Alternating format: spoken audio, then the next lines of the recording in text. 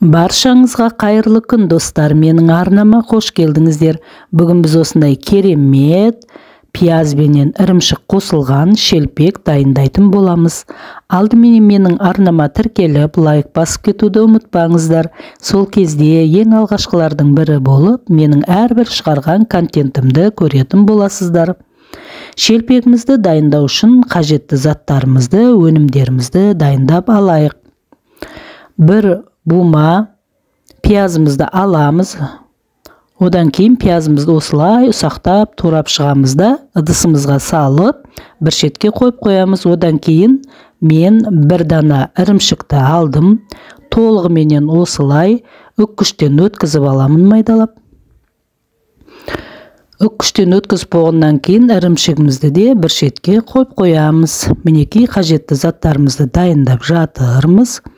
Мынау біздің қамырымыз илегенге қажетті заттар. Үлкен шұңғыл ыдысымызды аламыз да бір кеседегі ірімшігімді саламын. Одан кейін 2 жұмыртқамды қосамын. Сөйтіп жақсылап араластырып аламын. Оның үстіне тұзымды саламын. 1 ас қасықтай тұз және 2 ас қасықтай құмшекерімді қостым. Тағы да жақсылап араластырып алдым. Осындай әдемі сұйықтық шығады. Енді оның үстіне жаңағы ұсақтап туралған пиязымызды саламыз. Пиязымызды да жақсылап араластырып аламыз. Енді үккіштен өткізілген сырымызды, ірімшігімізді саламыз.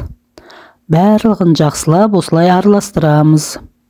Енді оның үстіне 500 грамдай ұнды және 2 шай қасық қопсытқышымызды осылай жайлап, біртіндеп салып отырып, қамырымызды илеп аламыз. Қамырымыз мінекей осындай жұмсақ, үлпілдек болып шығады. Енді оны салафанға салып, бір 15-20 минутқа тындырып қойып қоямыз.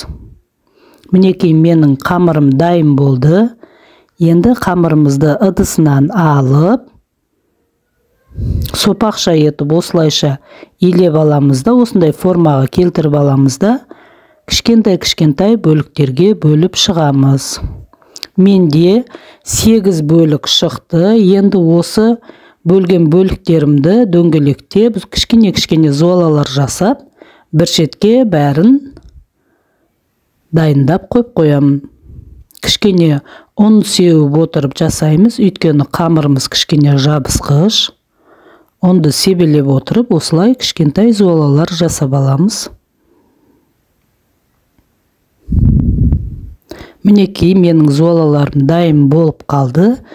Енді оқтаудың көмегіменен осы кішкентай золаларымызды жаямыз.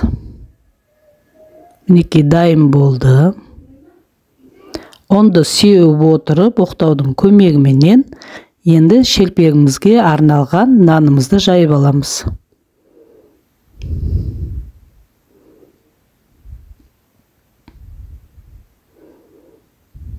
Осылайша қамырын дайындап, барлығын жайып, алдын ала дайындап қойып қоямыз.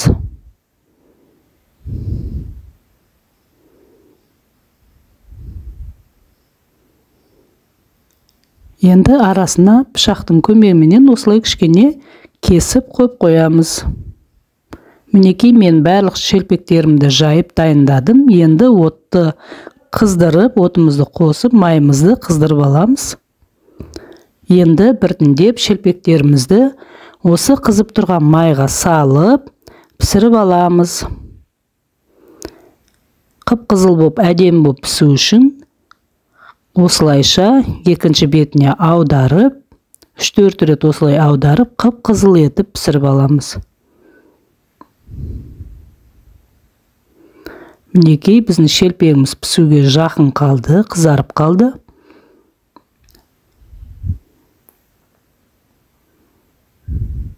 Енді дайын болған шелпектерімізді бір шетке жайлап пісіріп, осылай жинай береміз. Мінекей келесі шелпекті де пісіріп жатырмын.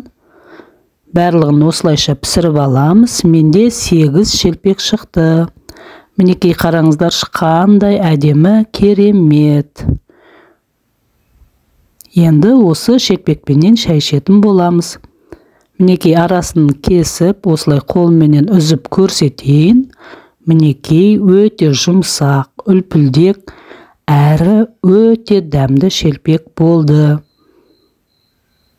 Егер сіздерге ұнап жатса, сіздер де осылай жасаңыздар, өте керемет болып шығады.